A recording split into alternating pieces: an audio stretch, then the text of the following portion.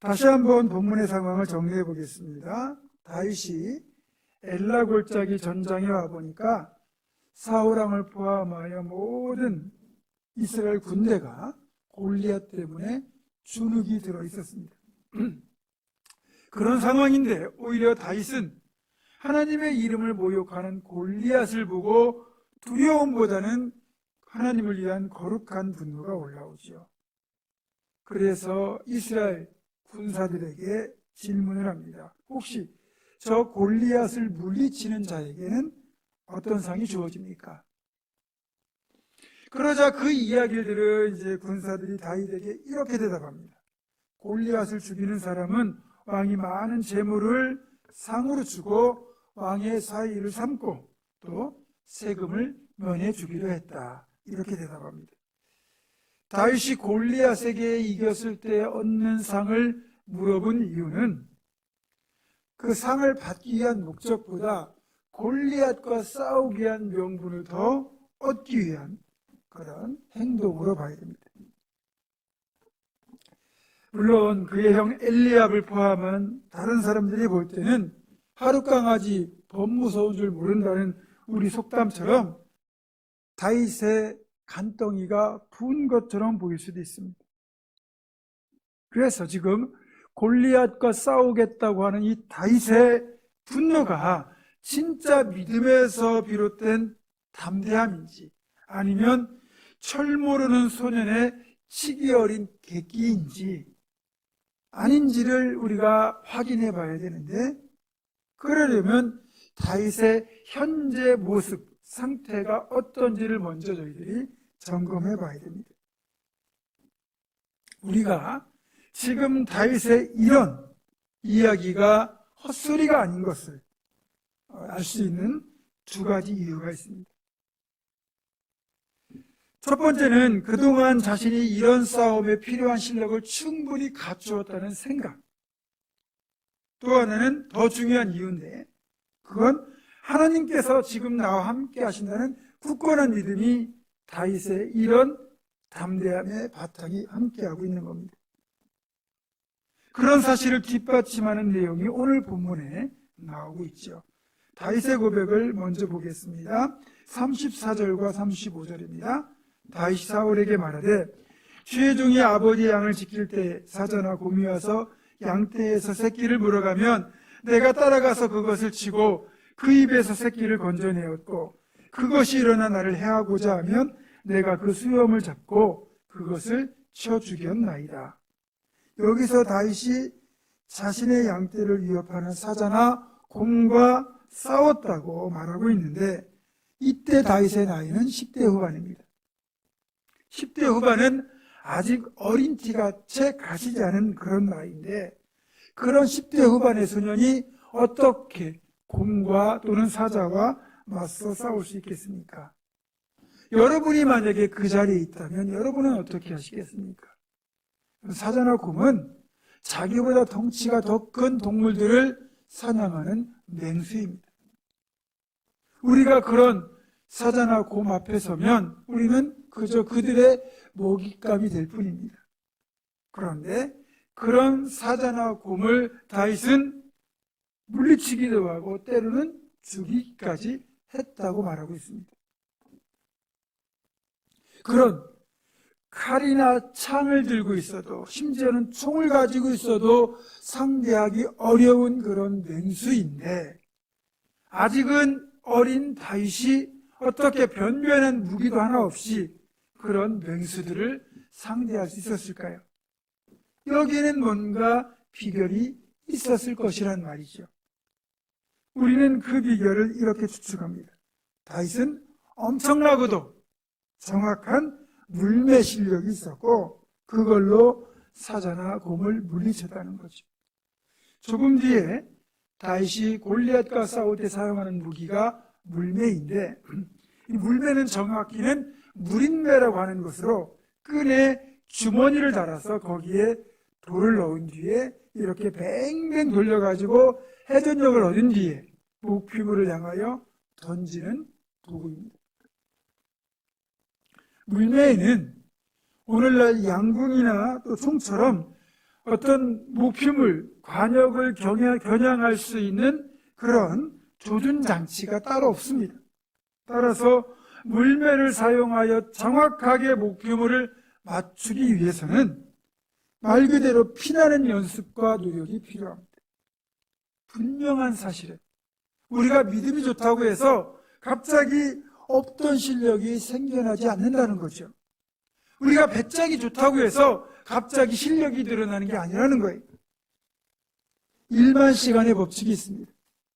몸에 익숙하지 않은 어떤 특정한 동작이나 기술이 능숙한 수준까지 이르려면 1만 시간을 연습해야 된다는 겁니다. 아무리 천부적으로 재능이 뛰어난 사람이라 할지라도 치열한 훈련을 반복해야만 뛰어난 선수가 된다는 거예요. 이를 다윗에게 적용하면 다윗은 양을 치는 동안에도 쉬지 않고 물매를 연습했고 또 무술을 연마했다는 뜻이에요. 또 그가 수금 연주에도 능했다는 것을 보면 악기 연습도 게을리하지 않았다는 그런 뜻입니다. 그러니까 다윗은 어려서부터 양을 치는 목동일을 하면서도 시간을 헛되게 보내지 않고 틈날 때마다 끊임없는 체력 관리, 전투 연습, 악기 연습까지 병행했다는 겁니다. 여러분, 골리앗을 이긴 다윗은 갑자기 생겨난 것이 아닙니다. 철저한 훈련을 통하여 습득한 전투 기술과 또 담대한 배짱, 무엇보다 자신을 지켜주시는 하나님에 대한 전적인 신뢰를 바탕으로 다윗은 그동안 여러 차례 곰과 사자와 싸워 이겼고, 그런 체험을 통해 골리앗이라는 크고 두려운 강적 앞에서도 이렇게 담대하게 선포할 수 있었던 겁니다. 36절과 37절입니다. 주의 종이 사자와 곰도 쳤은즉 살아계시는 하나님의 군대를 모욕한 이 할례받지 않은 블레셋 사람이리이까 그가 그 짐승이 하나와 같이 되리이다. 또 다시 이르되 여호와께서 나를 사자의 발톱과 곰의 발톱에서 건져내셨은즉 나를 이 블레셋 사람의 손에서도 건져내시리이다. 아멘. 이 고백 중에서 여호와께서 나를 사자의 발톱과 곰의 발톱에서 건져내셨은즉 나를 이 블레셋 사람의 손에서도 건져내시리이다 라는 고백이 정말 중요한 확신의 원천이라고 할 수 있는데, 이는 과거의 사건에서 내게 응답하셨던 또 나를 구원하셨던 하나님의 그 손길을 기억하며 이 체험의 기억을 통하여 지금도 나와 함께 하신 하나님, 지금 내가 맞닥뜨린 이 사건에서도 나와 함께 하신 하나님을 확신하며 나설 수 있는 비결의 원천이 된다는 겁니다. 과거에 나와 함께 하셨던 하나님에 대한 기억, 나를 구원하셨던 하나님의 손길을 기억하는 것, 이것이 정말 중요하다는 거죠. 여러분, 과거 하나님께서 내 기도에 응답하셨던 것을 기억하는 것이 필요한 이유가 바로 여기 있습니다. 하나님이 나와 함께 하셨던 그 사실을 우리가 잊지 말아야 지금 내가 흔들림 없이 믿음의 길을 걸어갈 수 있고, 그리고 어떤 어려움을 만나더라도 그것 때문에 믿음이 흔들리지 않고 우리는 담대하게 나갈 수가 있는 거죠. 그래서 성경은 계속하여 우리에게 기억하라, 잊지 말라고 그렇게 말씀하고 있는 겁니다. 사랑하는 여러분, 우리 역시 하나님께서 내 기도에 응답하셨던 기억, 내게 은혜를 베푸셨던 기억, 어려움과 고난의 터널에서 건져주신 체험, 이 모든 것들을 잊지 않고 기억하여 오늘 나의 삶에서 놀라운 하나님의 역사로 또 한 번 그렇게 하나님의 손길을 체험할 수 있기를 주님의 이름으로 축원합니다. 자, 그렇다면 골리앗과 싸우겠다고 하는 다윗의 전투 복장을 보도록 하겠습니다. 일반적으로 전쟁에 나가는 병사는 완전 무장을 합니다. 전투는 생명이 걸려 있는 것이기 때문에 조금의 취약점이 있어서는 안 됩니다. 그래서 나를 상대방의 공격에서 지켜줄 갑옷과 방어 장비, 그리고 상대방을 공격하기 위한 무기까지 갖추는 것이 병사들의 전형적인 전투 복장입니다. 하지만 다윗은 아버지의 심부름으로 지금 이곳에 온 것이기 때문에 전투를 위한 그 어떤 준비도 되어 있지 않습니다. 그의 손에는 칼이나 창도 없고 방패나 갑옷은 더더욱 없습니다. 그냥 일반적인 평상복 수준입니다. 이런 상태에서 골리앗과 싸우겠다는 다윗의 각오를 확인한 사울왕은 정작 다윗의 복장을 보고는 안 되겠다 싶었는지 자신의 군복과 갑옷과 투구까지 다 벗어줍니다. 그리고 칼까지 건네줍니다. 그렇게 사울이 건네준 군복과 갑옷과 투구로 무장해본 다윗은 시험적으로 걸어보다가 너무 이게 불편한 겁니다.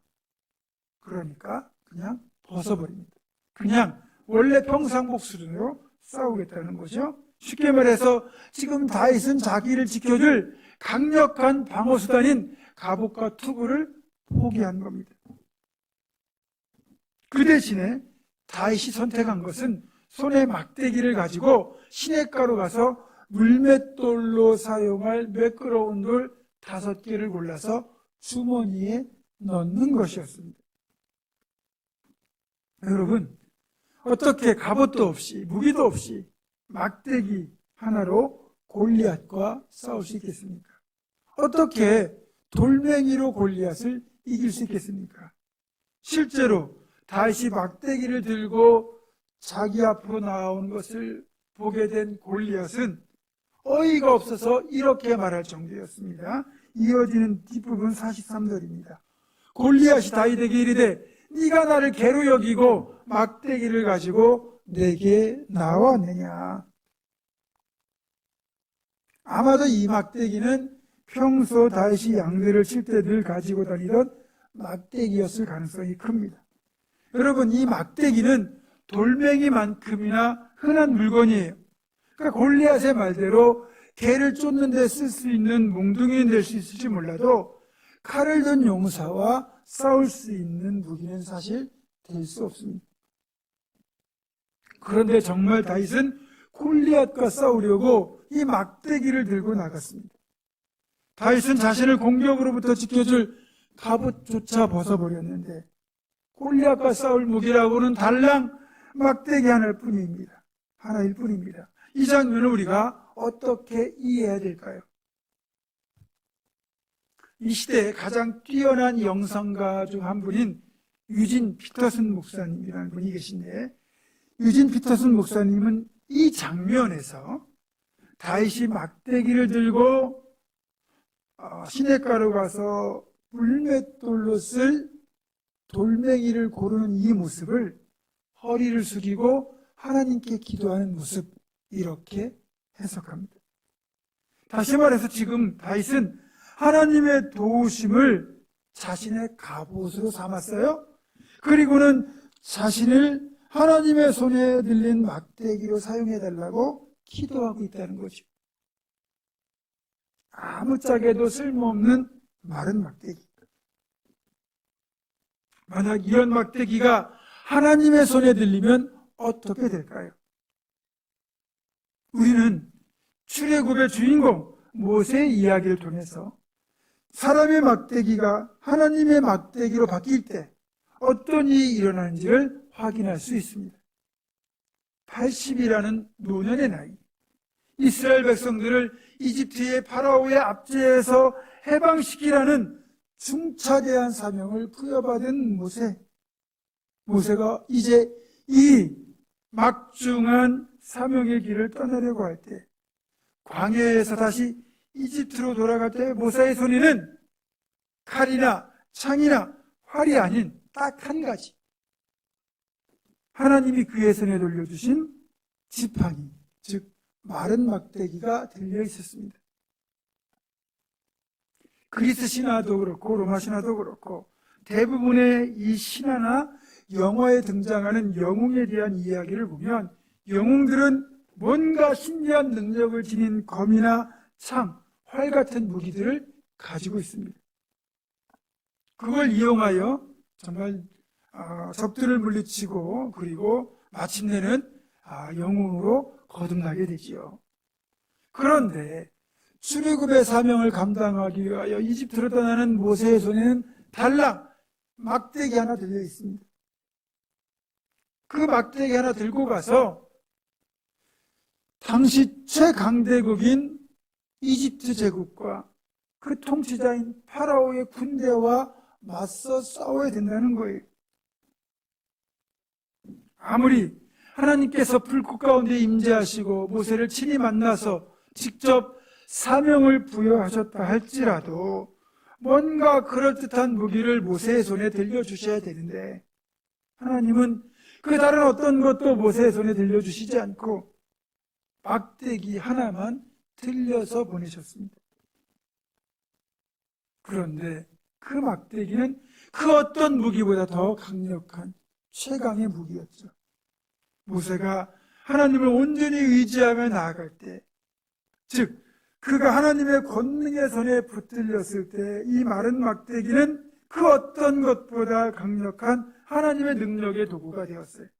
아시는 것처럼 이 막대기는 이집트의 10가지 재앙을 가져왔고 홍해를 가르고 반석에서 물을 내는 능력의 막대기가 되었고 모세는 이 막대기 하나로 성공적으로 출애굽의 사명을 완수할 수 있었습니다. 다윗은 지금 시냇가에서 막대기를 이용하여 물맷돌을 사용할 돌멩이를 고르며 기도하고 있었고 이것이 마른 막대기가 능력의 막대기, 하나님의 막대기로 바뀌는 비결이었다는 겁니다. 겉으로 볼 때는 기도하기 전이나 기도한 후에나 똑같이 마른 막대기에 불과했지만 기도를 통하여 이제 그 막대기는 다윗의 손에 들린 하나님의 막대기로 변화된 것입니다. 다시 설명합니다. 지금 다윗이 막대기로 돌을 고르며 기도하였을 때 다윗의 막대기는 하나님의 막대기로 바뀐 겁니다. 다시 말하면 막대기의 주인이 하나님으로 바뀌었고 그 얘긴즉슨 이 막대기가 능력의 막대기로 바뀌었다는 뜻이에요. 이 사실을 출애굽기는 이렇게 묘사하고 있습니다. 출애굽기 4장 20절 모세가 그의 아내와 아들들을 나귀에 태우고 애굽으로 돌아가는데 모세가 하나님의 지팡이를 손에 잡았더라. 아멘. 자, 여기 모세가 잡고 있는 지팡이는 평소 모세가 양을 칠 때 사용하던 지팡이입니다. 성경은 분명히 모세가 이집트로 돌아갈 때 하나님의 지팡이를 손에 들었다 이렇게 표현하고 있습니다. 모세의 지팡이 그 자체로는 마른 막대기에 불과했지만 모세가 하나님을 신뢰하고 사명에 순종하여 그 막대기를 들고 나아갔을 때 이 막대기는 하나님의 능력의 도구가 되어 홍해를 가르고 반석에서 물을 내는 능력의 막대기가 된 것입니다. 그래서 하나님의 지팡이, 즉 하나님의 막대기라는 이 표현은 신앙적으로 매우 중요한 표현이 됩니다. 막대기의 주인이 사람에게서 하나님으로 바뀔 때 우리 눈에는 보이지 않지만 막대기 자체의 본질적인 변화가 일어난 것이기 때문입니다. 막대기라고 하는 그 겉모습에는 변화가 없지만 그럼에도 이 막대기는 더 이상 이 땅의 것, 세속의 물건이 아니라 하늘에 속한 특별한 물건이 되기 때문입니다. 하나님의 손길이 우리 가운데 임할 때 이런 변화들은 어디서나 어느 물건이나 동일하게 나타납니다. 지금 우리가 예배하는 이 공간, 평상시에는 그저 7층 건물 가운데 3층과 4층이라는 단순한 물리적 공간입니다. 하지만 우리가 하나님을 예배하기 위해 이 자리에 모였을 때, 그래서 하나님을 예배하고 있을 때 이곳에는 하나님의 임재가 나타나기 때문에 더 이상 물리적 공간이 아니라 하나님이 임재하신 거룩한 공간으로 변화가 되는 겁니다. 이처럼 하나님의 임재가 나타나면 세속의 공간도 거룩한 공간으로 바뀌는 것처럼 세속의 물건도 소유권이 하나님의 것으로 바뀌면 역시 거룩한 물건이 되는 겁니다. 그래서 우리가 이 강단을 성단이라 부르고, 그리고 교회 안에 있는 물건들을 성보라고 부르는 것이죠. 특별히 이런 현상은 성찬식에서 가장 극적으로 나타납니다. 우리가 성찬에서 나누는 빵과 포도주는 땅의 것이에요. 땅에서 농사하여 얻은 것들로 만들어진 먹을 것들입니다. 그런데 이런 빵과 포도주가 축사를 통하여 하나님의 임재가 함께 하실 때, 이 빵은 더 이상 세속의 빵이 아니고 세속의 포도주가 아니고 하나님의 임재가 함께하는 거룩한 빵과 포도주로 바뀌게 되는 겁니다. 그래서 아무것도 모르는 사람이 볼 때는 우리가 빵을 먹고 포도주를 마시는 취식행위로 보일지 모르겠지만, 적어도 믿음으로 성찬에 참여하는 우리들에게는 이 성찬이야말로 가장 거룩한 예식이 되는 겁니다. 그만큼 어떤 것이라도, 그 어떤 행위라도 하나님의 임재, 하나님의 손길이 함께 할 때는 그것이 하나님의 도구로 바뀌는 것입니다. 사실 저와 여러분도 마른 막대기에 불과한 연약하고 보잘것없는 존재들이죠. 여기저기 굴러다니는 돌멩이와 다를 바 없는 지극히 평범한 존재들이고, 심지어는 우리도 세속적이기까지 합니다. 그런 우리라 할지라도 우리가 하나님께 기도로 나아가고 그분의 손에 붙들리게 되면 우리는 능력의 막대기가 되고 골리앗을 쓰러뜨리는 돌멩이가 될 수 있습니다. 다윗이 지금 그 비결을 우리에게 알려주고 있는 겁니다.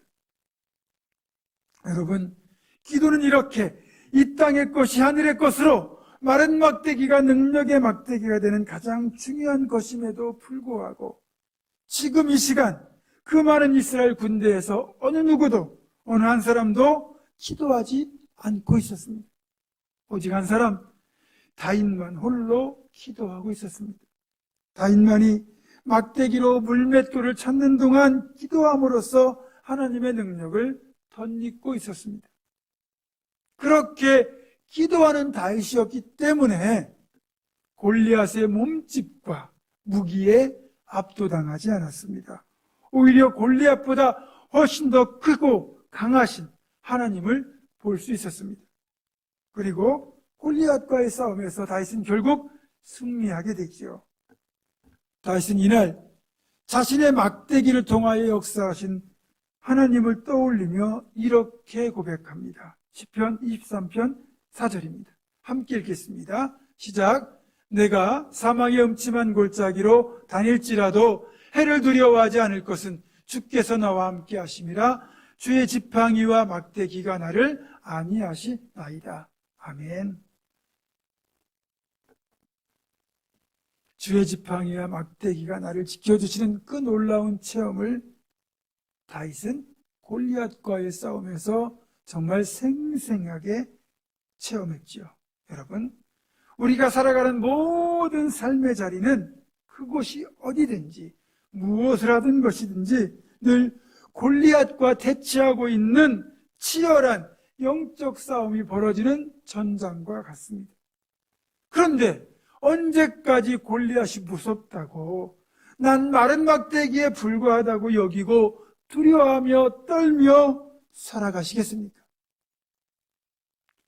기도하지 않아서 두려워 떨고 있는 것보다 기도로 능력을 덧입어 당당히 승리해야 되는 것이 당연한 것 아니겠습니까?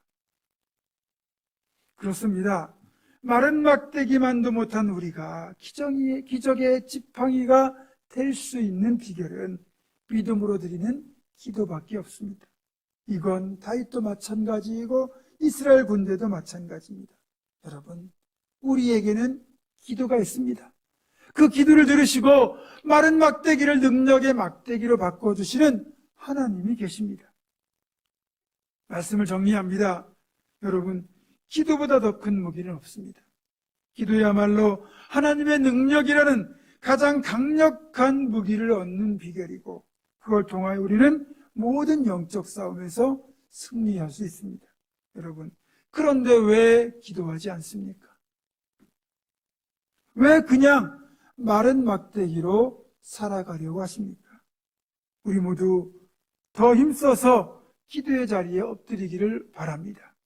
그래서 다윗처럼 전능하신 하나님 함께 하시는 능력의 막대기가 되어 모든 영적 싸움에서 놀라운 승리의 기쁨을 누리며 살아가는 우리 모두가 되기를 주님의 이름으로 축원합니다.